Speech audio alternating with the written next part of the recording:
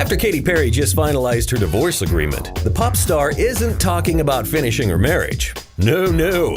She's tweeting about how excited she is about finishing rehearsals for her upcoming performance at the Grammys. We suppose Katy's definitely moved on from marriage back to music. And judging by her signature on the divorce papers, she's one happy California girl. See that? That's a heart and a smiley face.